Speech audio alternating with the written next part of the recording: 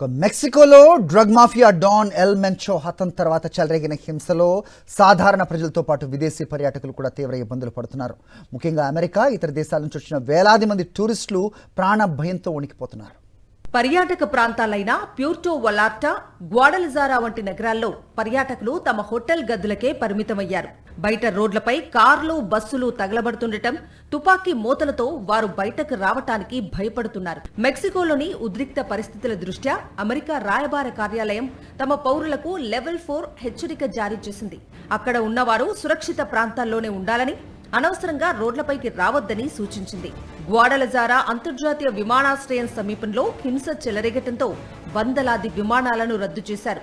దీనివల్ల వేలాది మంది అమెరికన్, యూరోపియన్ పర్యాటకులు ఎయిర్పోర్టుల్లోనే చిక్కుకుపోయారు.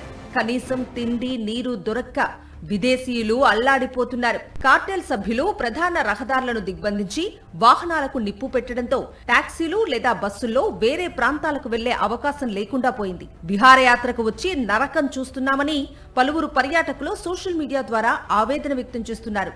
ప్రపంచ కప్ వేదికలైన నగరాల్లోనే ఇలాంటి దాడులు జరగటం పర్యాటక రంగాన్ని కోలుకోలేని దెబ్బతీస్తోంది. మొత్తానికి మెక్సికో పర్యటనకు వెళ్లిన విదేశీయులకు ఇప్పుడు ప్రాణాలతో తిరిగి రావటం అతి పెద్ద సవాలుగా మారింది.